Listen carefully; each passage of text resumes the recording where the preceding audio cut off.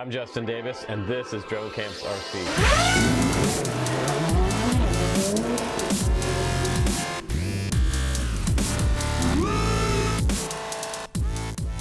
What's up, guys? Welcome back to the channel. Today we're going to review the new Diatone Taycan. This is the Taycan, otherwise known as the MXC, I believe. I have the digital version one here. We're going to compare it to the Bumblebee because this is really the ones you guys are looking at. Should I buy the Taycan, the sort of Porsche named quad? They named it after a Porsche Taycan. Or should I buy the little bit lighter version, the Bumblebee? I think there's going to be some things in this video that help you make a decision. I'm not going to push you one way or the other. I'm just going to give you the facts as always. We're going to talk about the honest comparison. I'm going to talk about the things I like about each of these quads, and we're also going to do a spec check on the new DJI version of this Taycan and also the analog version. So you'll be able to get kind of a little bit of best of both worlds in this review, and real world flight tests. We'll do some indoor flying with the Taycan as well, and we'll also take them outside and do some mild freestyle, some power loops, see which one can handle a power loop, and also some nice straight ahead fun cinema type stuff. And I'll show you what you can do with both of these outdoors and see which one you think by the end of the video is the best. Here we go, guys. So let's go ahead and get started. The Taycan comes in two different versions, DJI and analog version, and a 4 and 6S version, which is nice. Nice surround foam bumpers around each PLA duct with an extra bit of bracing in here that the Bumblebee did not decide to do. iFlight left it simple right there, but the Diatone one will maybe last a little bit longer with that bracing. Now you have a TPU mount back here for your Lollipop 3, as well as an Immortal T spot right there and an extra spot right there if you decide to upgrade that to DJI Digital later, and 2 antenna posts back there. You'll also have good camera protection up front with the foam bumpers, and you have that aircraft aluminum in the front protecting your Runcam Nano 2. It has an adapter in there to fit, carbon bracing on each sidewall as well, protecting it, and another strut underneath the bottom protecting it from the bottom. There's a lot of protection there, and 20x20 or 30x30 mounting point spots for a flight controller is nice. And I have my FrSky XSR receiver in there, and the ducts are slightly different from each design. You can see that these are a little bit thicker on that Bumblebee, and they're a little thinner on the Taycan. They also use TPU up front and not on the Taycan. And we have a 500 milliwatt VTX versus the 400 milliwatt on the Taycan. So just a little bigger VTX on the Bumblebee. And I noticed right away that they used a top plate on the Taycan, which I really like. So it's separate from the ducts. These two are separate pieces, whereas this one is all one piece. You're gonna have to take all these bolts off to be able to get to your flight controller, whereas this one, you can take off the top plate. On the bottom plate, same thing. You have these two pieces here are one piece, which come off together. That's kind of nice. Same thing on this side. If you broke one side, you only have to replace one side. Now to get to your flight controller here on the Taycan, much quicker. I can remove the screws on the top of the top plate, boom, I'm in. Whereas the Bumblebee, probably about 10 screws have to come up before you can access the flight controller. Now, prop comparison, I like these props better than the bullnose style props that come on the 1507 3300 kVs on the Bumblebee. Now, these are much smoother looking props. They also have the tapered ends on there, which are really smooth. They also have the Mamba 1408s on the Taycan and 4000 kV on those motors. Plenty of power for 4S. Now, also up front, this one didn't come with a GoPro holder, which the Bumblebee, the iFlight Bumblebee did. So I think that's one thing to consider there. Also, they gave me a strap inside the Taycan box, which was kind of nice, and that additional strap for my 4S 1300, which was my main battery.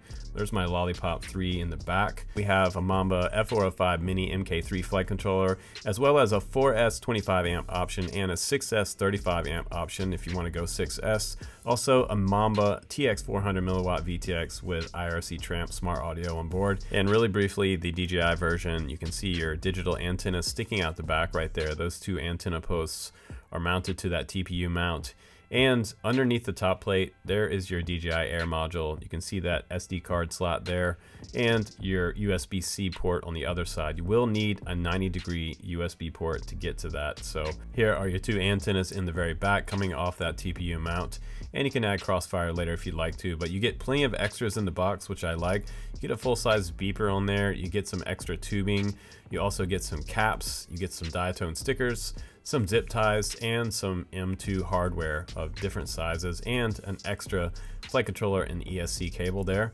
Let's go ahead and turn on the scale and put the Taycan analog version on there. 318 grams, not bad. Let's go ahead and put a 4S 1300 battery on there and see what we get. 481 grams. And let's go ahead and add the GoPro on there, as well as the strap that's going to go around the GoPro, and that gets us up to 599 grams. Under 600 grams, not too bad. Now let's go ahead and put the Bumblebee on there and see what we get. That's without the battery, 284 grams, the lighter of the two versions. And now let's put the 4S 1300 on there, and now we're getting 446 grams. And let's go ahead and add the GoPro. We don't need the strap here because we have a TPU mount. 558 grams is definitely lighter by quite a bit. And let's put the Taycan digital version on there with the air module. 378, and with the 4S 1300 we're up to 544 grams. That's pretty competitive, as well as adding the GoPro to that equation gets us up to 656 grams. Alright guys, let's go ahead and do the FPV flight test. We're gonna test out the Taycan analog version first, and then we're gonna jump into showing you some of the Bumblebee as well as the DJI version of the Taycan. And my first trick, I knocked my wife's flowers off the bar just then. This is a little larger whoop, and it will knock over plants, it will shred flowers, it will pull people's hair. The 1408 motors, they are no joke. They're super powerful. 3-inch props are way different than the micro brushless or some of the brushed ones. Check out the flowers that I shredded across the bar all the way out to the table. There's the poor flowers. I'll put them back up on the bar and clean up the mess. They will definitely shred a flower. Yeah. So let's go ahead and look at the Runcam Nano 2 on there now. This is the little cheaper version. This version's around $199 at the making of this video, and they're on pre-order right now. I have this version and I have the DJI module version, so DJI and the analog version. But I think the Runcam Nano 2 looks good. We've seen this camera before. Do you guys know what to expect here? And by the end of this review, hopefully you have a good idea of what the Taycan is capable of, and in comparison to the Bumblebee, because that's what we're all here for. But so far in the house, it is flyable inside, so anybody that did like real estate or something like that, if you want to do a fly through with Hypersmooth, you can get to some pretty tight spaces with this, but it does not like curtains, so watch out for curtains. It will suck curtains right down into the prop ducts, and you'll have a big problem. But it bounces off the bumpers, not a problem. It also has a strange phenomenon where it will suck itself onto a wall. If you get too close to the wall, it'll just go plop on its side and suck to the wall. I found that out several times during my flight test indoors, but it also blows a lot of things around. It sucked up my kids' drawings inside there, shredded some paper. Very powerful motors. But in stability mode, it's fun indoors. There's my kids' 2-story fort that they were building. There we go. I almost stuck to the wall right there. Pretty cool little fort they have going there, and back over the bar. And I'm not flying this one between my legs, by the way, because if it hits my pants, it will shred my pants. These are super powerful. Let's go ahead and do a little more indoor flying. This time we're going to fly the DJI version indoors, so you can check out what the camera looks like here. And there's a lot going on inside this little gas station that's been converted over to a food truck, sort of indoor eating area. It rains a lot in our area, so we have this nice little place here. No one's in here today, so I'm just gonna fly one pack real quick. And I noticed that I could slow it down a lot. I could clear dust from 40 years ago. But the cool thing is that, yeah, you can slow it down a lot. And the nice thing about the DJI version, if you want to actually just record with the DJI air module, you can do that 1080p at 60 frames per second. And I think it looks pretty good. Sometimes I think it looks better than the GoPro. And again, I'm having a lot of control with such a large whoop indoors right here. This is actually pretty impressive that I was able to make it through there without bumping anything, because it does have a pretty large footprint. I'm not sure what this person over there on the left's doing. We have some strange occurrences happening in Portland sometimes. It was some strange drug-induced dance going on over there or something. But now we're flying with the GoPro on top. You guys can see what my GoPro shoots like in comparison to the DJI. And again, I'm able to get away with some things that I typically wouldn't try with other drones. Like that was a pretty sketchy place to fly. If I got stuck up there, it'd be really hard to get it back down, but I do keep a pretty long pole in my van for those type of things. You can also get up close and personal to building structure, which is kind of neat because you can go way up as high as you want. You can almost get stuck, but you can look at things up high, which is neat because you can slow the quad way down. And there's that strange sucking thing occurring. But doesn't that look cool? This is some really cool architecture here for this basketball court. And this is a covered dome. Really nice. No one playing basketball today. It's just kind of rainy and miserably cold outside. There goes my water drop on the GoPro video. Now we're going to try that power loop and back around. And it did not give me washout. So I went for a small, tight power loop underneath the swing set, and it was able to do that without washout. That actually is really great compared to the Bumblebee that you're looking at now. The Bumblebee went over the trees and almost a 90-degree turn, causing me to crash when I tried to power loop the Bumblebee. And that's one of the tests that I do with a lot of these 3-inch Cinewhoops is the power loop. And first off, I start out with this type of loop.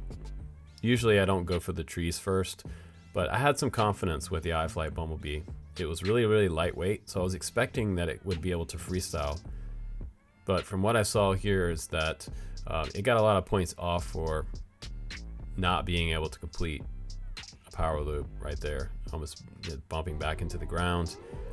Whereas the Taycan seems to have more aerobatic type of maneuverability. So yeah, there you have it. And then I did this with the Taycan, upside down into the pavement.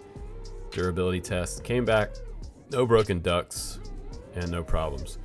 But still, it's able to loop and not wash out. So that's a big thing for any type of 3-inch Cinewhoop, because none of them so far have been able to do that, except for the Taycan. It seems that the tune I have on the Taycan is really good.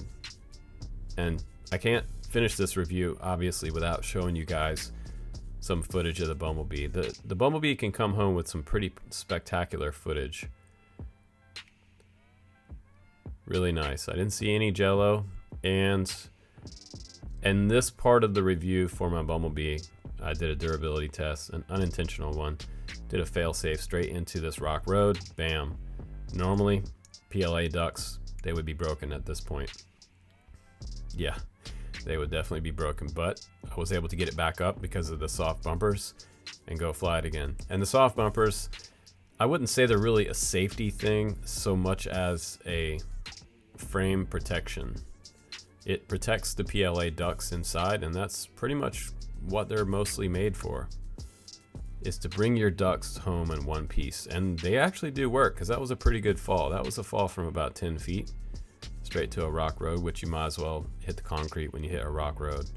I've broken frames on rock roads before, definitely on the concrete. But this is the Bumblebee again, very smooth, close to the ground, some pretty cool cinema stuff. You can slow way down in stability mode and take some gaps and do some tree exploring with it. Back through this tree. And this was a little nicer day than what I had with the Taycan, but still very wet on the ground. Just playing around right here. I was just going to perch on top of my van. And now let's go back to the Taycan. This is the DJI module, which I think recording down to the DVR at 1080p at 60 frames per second looks amazing. And now back around this swing set. Looking really good, kind of exploring the terrain out here. Finding another gap. That's the coolest thing about these little 3-inch whoops, is that they're just like little terrain explorers. you can do a lot of exploring through places you normally wouldn't fly a regular 5-inch quad without chainsawing some branches or getting that ghost branch. If you hit a ghost branch with these prop guards, it's just mostly just going to bounce off. And here I decided to slow way down in stability and do a little bit of tree exploring, which this is super fun. You've seen me do this with smaller quads like the Gep RC CINEWHOOP, and that one can just about go anywhere and back down. And the CINEWHOOP also records HD video, which is super cool. So for the last part of this flight test, I wanted to see some more maneuvers in a tighter space around tree branches. I wanted to try that flip again, and I was able to pull it off that time. And here's a really low power loop, which I would never ever do normally. Almost zero washout on that power loop around that tree branch. And that was a low power loop, which is fairly hard for any Cinewhoop out there to do. So I think the Taycan is probably winning the tune contest between the iFlight Bumblebee and the Taycan analog or the DJI version. So let's go back into the studio now, and man, it's going to be a big toss up here. Let's do some final thoughts. So if you made it this far in the review, you have a pretty good overview of both of these quads. They look strikingly similar. They are same price out there. One does freestyle a little better than the other one. I would say light freestyle for the Taycan versus the Bumblebee. The Bumblebee didn't want to freestyle at all. It had bad washout and had some issues, but both of them are quite durable. The prop guards work very well. The TPU inserts did not break. The ducts came home in one piece versus the Mega Bee that I had before came home with a couple different sets of broken PLA ducts. So this is a major advantage over not having the foam bumpers on a 3-inch whoop. So both of them do look so similar, but there are big differences. I love the top plate that's removable on the Taycan. It's much easier to work on.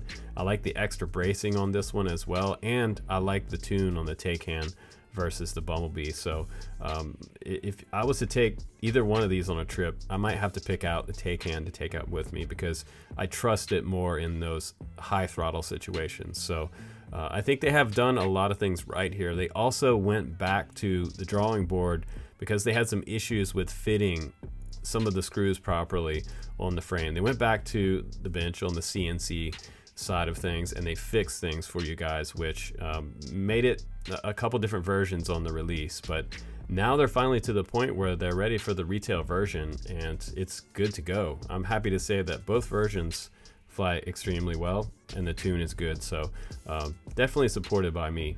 Thanks for watching, guys. I'm Justin Davis. I'll see you on the next one.